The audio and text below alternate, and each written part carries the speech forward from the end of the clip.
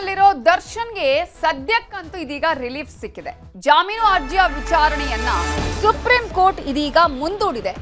July 22ನೇ ತಾರೀಕಿಗೆ supreme court ಮುಂದೂಡಿ ಇದೀಗ ಆದೇಶವನ್ನ ಹೊರಡಿಸಿದೆ. ಈ ಮೂಲಕ ಕೆಲವು ದಿನಗಳ ಒಂದು ತಾತ್ಕಾಲಿಕ ರಿಲೀಫ್ ಇದೀಗ ದರ್ಶನ್ಗೆ ಸಿಕ್ಕಿದೆ. ಹಾಗೆಯೇ ಅವರ ಗ್ಯಾಂಗ್ ಕೂಡ ಸಿಕ್ಕಿದೆ. ಈಗಾಗಲೇ ಫಾರಿನ್ ಟ್ರಿಪ್ ನಲ್ಲಿದ್ದಾರೆ ದರ್ಶನ್ ಅವರು. ಈಗಾಗಲೇ ಡೆವಿಲ್ ಚಿತ್ರದ ಚಿತ್ರೀಕರಣಕ್ಕಾಗಿ ಅವರು ತೆರಳಿದ್ದಾರೆ. ಇಂತಹ ಸಂದರ್ಭದಲ್ಲಿ ಜಾಮೀನು ಅರ್ಜಿಯ ವಿಚಾರಣೆಯನ್ನ ಸುಪ್ರೀಂ ಕೋರ್ಟ್ ಜುಲೈ 22ಕ್ಕೆ ಮುಂದೂಡಿದ್ದು, ಜುಲೈ 22ರಂದೇ ತೀರ್ಪು ಪ್ರಕಟಿಸಲಿದೆ ಸುಪ್ರೀಂ ಕೋರ್ಟ್ ಅಂತ ಕೂಡ ಹೇಳಲಾಗ್ತಾ ಇದೆ. ದರ್ಶನ್ ಸೇರಿದಂತೆ 7 ಜನರ ಭವಿಷ್ಯ ಅವತ್ತೇ ನಿರ್ಧಾರ ಆಗುತ್ತೆ. ಈಗಾಗಲೇ ಈ ಒಂದು ವಿಚಾರದಲ್ಲಿ ವಾದ ಪ್ರತಿವಾದಗಳನ್ನ ಆಲಿಸಿದೆ ಸುಪ್ರೀಂ ಕೋರ್ಟ್. ಏನು ತೀರ್ಪು ಕೊಡತ್ತೆ ಅನ್ನುವ ಕುತೂಹಲ. ಮತ್ತೆ ದರ್ಶನ್ ಅಂಡ್ ಗ್ಯಾಂಗ್ಗೆ ಸಂಕಷ್ಟ ಎದುರಾಗುತ್ತಾ ಅಥವಾ ಈಗ ಏನು ರಿಲೀಫ್ ಸಿಕ್ಕಿದೆಯಲ್ಲ ತಾತ್ಕಾಲಿಕ ರಿಲೀಫ್, ಆ ರಿಲೀಫ್ ಕಂಟಿನ್ಯೂ ಆಗುತ್ತಾ ಅನ್ನುವಂತಹ ಕುತೂಹಲ ಕೂಡ ಇದೆ. ಆದರೆ ಈಗಾಗಲೇ ವಾದ ಪ್ರತಿವಾದದಲ್ಲೂ ಕೂಡ ಯಾಕೆ ದರ್ಶನ್ಗೆ ಜಾಮೀನನ್ನ ಕ್ಯಾನ್ಸಲ್ ಮಾಡಬೇಕು ಅನ್ನೋದರ ಬಗ್ಗೆ ಕೂಡ ಅಲ್ಲಿ ಪ್ರತಿವಾದ ಆಗಿದೆ. ಜೊತೆಗೆ ಕ್ಯಾನ್ಸಲ್ ಮಾಡಬಾರ್ದು ಅನ್ನುವಂತಹ ನಿಟ್ಟಿನಲ್ಲಿ ಕೂಡ ದರ್ಶನ್ ಪರ ವಕೀಲರು ವಾದವನ್ನ ಮಾಡಿದ್ದಾರೆ. ಏನಾಗುತ್ತೆ ಅನ್ನುವಂತಹ ಕುತೂಹಲ. ಜುಲೈ 22ನೇ ತಾರೀಕಿಗೆ ತೀರ್ಪು ಪ್ರಕಟ ಆಗುವಂತಹ ಸಾಧ್ಯತೆ ಇದೆ. ಇದೇ ವಿಚಾರಕ್ಕೆ ಸಂಬಂಧಪಟ್ಟ ಹಾಗೆ ಇನ್ನಷ್ಟು ಡೀಟೇಲ್ಸ್ ಅನ್ನ ಕೊಡುವುದಕ್ಕೆ ನಮ್ಮ ರಿಪೋರ್ಟರ್ ಗಂಗಾಧರ್ ವಾಗಟ ಈಗ ನೇರ ಸಂಪರ್ಕದಲ್ಲಿ ಜಾಯ್ನ್ ಆಗಿದ್ದಾರೆ. ಗಂಗಾಧರ್, ಈಗಾಗಲೇ ಡೆವಿಲ್ ಚಿತ್ರದ ಶೂಟಿಂಗ್ ನಲ್ಲಿ ಇರುವಂತಹ ದರ್ಶನ್ಗೆ ಸದ್ಯಕ್ಕೆ ಕೆಲವು ದಿನಗಳ ರಿಲೀಫ್ ಸಿಕ್ಕಿದೆ. ಆದ್ರೆ ಏನಾಗಬಹುದು ಅನ್ನುವಂತಹ ಆತಂಕ ಅಂತೂ ಖಂಡಿತವಾಗಿಯೂ ಇದ್ದೇ ಇರುತ್ತೆ. 22ನೇ ತಾರೀಕಿಗೆ ತೀರ್ಪು ಪ್ರಕಟ ಆಗುವ ಸಾಧ್ಯತೆಗಳು ಇದೆಯಾ?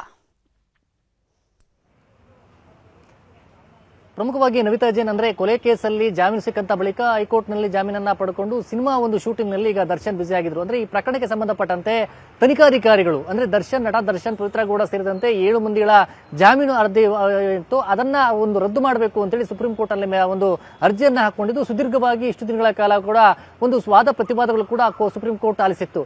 ದರ್ಶನ್ ಪರವಾಗಿ ಕಪಿಲ್ ಸಿಬಲ್ ಅವರು ಒಂದು ವಾದವನ್ನ ಮಾಡಿದ್ರು. ಅಂದ್ರೆ ಇದರಲ್ಲಿ ದರ್ಶನ್ ಅವರ ವಿಚಾರಕ್ಕೆ ಸಂಬಂಧಪಟ್ಟಂತೆ ಅವರ ಕೊಲೆ ಪ್ರಕರಣಕ್ಕೆ ಸಂಬಂಧಪಟ್ಟಂತೆ ವಾದವನ್ನ ಮಾಡಲಾಗಿತ್ತು. ಆದ್ರೆ ಈ ಕೇಸ್ಗೆ ಇವತ್ತು ಒಂದು ಅತೃಪ್ತಿ ಬೇಸರವನ್ನ ವ್ಯಕ್ತಪಡಿಸಿರುವಂತದ್ದು ಅದರಲ್ಲಿ ಸುಪ್ರೀಂ ಕೋರ್ಟ್ ಕೂಡ. ಅಂದ್ರೆ ಹೈಕೋರ್ಟ್ ಯಾವ ರೀತಿಯಲ್ಲಿ ಅವರಿಗೆ ಒಂದು ಕೊಡಲಾಗಿತ್ತು ಅಂದ್ರೆ ಅವರಿಗೆ ಒಂದು ಆದೇಶವನ್ನ ಕೊಡಲಾಗಿದೆ ಅನ್ನೋ ರೀತಿಯಲ್ಲಿ ಕೂಡ ಆ ಬಗ್ಗೆ ಪ್ರಸ್ತಾಪವನ್ನ ಕೂಡ ಅಂದ್ರೆ ಅವರು ಒಂದು ಬೇಸರವನ್ನ ವ್ಯಕ್ತಪಡಿಸಿದ್ರು. ಈ ವಿಚಾರಕ್ಕೆ ಸಂಬಂಧಪಟ್ಟಂತೆ ಈ ಕೇಸ್ಗೆ ಅಂದ್ರೆ ಪ್ರಮುಖವಾಗಿ ಕೊಲೆ ಕೇಸಲ್ಲಿ ಹೈಕೋರ್ಟ್ ಯಾವೆಲ್ಲ ವಿವೇಚನವನ್ನ ಬಳಸಲಾಗಿದೆ ಅನ್ನೋ ಒಂದು ಬೇಸರವನ್ನ ವ್ಯಕ್ತಪಡಿಸಿದೆ. ಆದ್ರೆ ಈಗ ಪ್ರಮುಖವಾಗಿ ಅಂದ್ರೆ 22ನೇ ತಾರೀಕು ವಿಚಾರಣೆಯನ್ನ ಮುಂದೂಡಿಕೆ ಮಾಡಿರುವಂತದ್ದು. ಅಂದ್ರೆ ಪ್ರತಿವಾದ ಅಂದ್ರೆ ಇವತ್ತು ಮತ್ತೆ ವಾದ ಮಾಡೋಕೆ ಮುಂದಾಗಿದ್ದಂತಹ ಕಪಿಲ್ ಸಿಬಲ್ ಅವರಿಗೆ 22ನೇ ತಾರೀಕಿಗೆ ವಿಚಾರಣೆಯನ್ನ ಅಂದ್ರೆ ಅವರು ಒಂದು ವಾದವನ್ನ ಮಾಡಿ ಅಂತೇಳಿ ಸೂಚನೆಯನ್ನ ಕೊಡಲಾಗಿದೆ. ಬಹುತೇಕವಾಗಿ ಅಲ್ಲಿನ ಒಂದು ವಕೀಲರು ಹೇಳುವಂತಹ ಪ್ರಕಾರವಾಗಿ ಅಂದ್ರೆ ಸುಪ್ರೀಂ ಕೋರ್ಟ್ ಅಲ್ಲಿ ವಕಾಲತ್ತು ವಹಿಸಿರುವಂತಹ ಪ್ರಕಾರವಾಗಿ ಅವರು ಅವತ್ತು ಅಂದ್ರೆ 22ನೇ ತಾರೀಕಿಗೆ ಒಂದು ಆದೇಶ ಪ್ರಕಟ ಆಗುತ್ತೆ ಈ ಒಂದು ಕೇಸ್ಗೆ ಸಂಬಂಧಪಟ್ಟಂತೆ ಹೇಳಲಾಗ್ತಾ ಇರುವಂತದ್ದು. ಸದ್ಯ ಅವತ್ತು ಏನು ಒಂದು ತೀರ್ಪು ಬರುತ್ತೆ, ಆದೇಶ ಬರುತ್ತೆ ಅನ್ನೋದು ಸಾಕಷ್ಟು ಕುತೂಹಲ ಇದೆ. ಯಾಕಂದ್ರೆ ಇವತ್ತು ಆಗಿರುವಂತಹ ಒಂದು ಬೆಳವಣಿಗೆ ಏನಿದೆ, ಯಾಕಂದ್ರೆ ಸುಪ್ರೀಂ ಕೋರ್ಟ್ ಹೈಕೋರ್ಟ್ ಒಂದು ಆದೇಶ ಜಾಮೀನಿನ ವಿಚಾರದಲ್ಲಿ ಬೇಸರ ಕೂಡ ವ್ಯಕ್ತಪಡಿಸಿರುವಂತದ್ದು, ಅತೃಪ್ತಿಯನ್ನು ಕೂಡ ವ್ಯಕ್ತಪಡಿಸಿರುವಂತದ್ದು.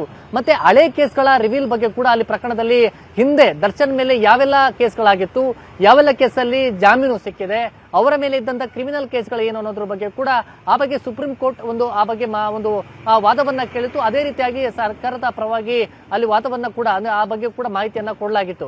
ಹೀಗಾಗಿ ಇದೆಲ್ಲವನ್ನ ನೋಡೋದಾದ್ರೆ ಎಲ್ಲೋ ಒಂದ್ ಕಡೆ ದರ್ಶನ್ಗೆ ಈ ಒಂದು ಸುಪ್ರೀಂ ಕೋರ್ಟ್ ಶಾಕ್ ಕೊಡುತ್ತಾ, ಈ ಒಂದು ಜಾಮೀನು ವಿಚಾರದಲ್ಲಿ ಏನ್ ತೀರ್ಪು ಬರುತ್ತೆ ಅನ್ನೋದು ಕೂಡ ಸಾಕಷ್ಟು ಕುತೂಹಲ ಇರುವಂತದ್ದು. ಇವತ್ತಿನ ಬೆಳವಣಿಗೆ ಒಟ್ಟಿನಲ್ಲಿ ನಟ ದರ್ಶನ್ಗೆ ಒಂದು ಶಾಕ್ ಮತ್ತೆ ಒಂದು ಟೆನ್ಷನ್ ಶುರು ಆಗಿದೆ ಅಂತ ಹೇಳ್ಬೋದು ನವಿತಾ ಜೈನ್.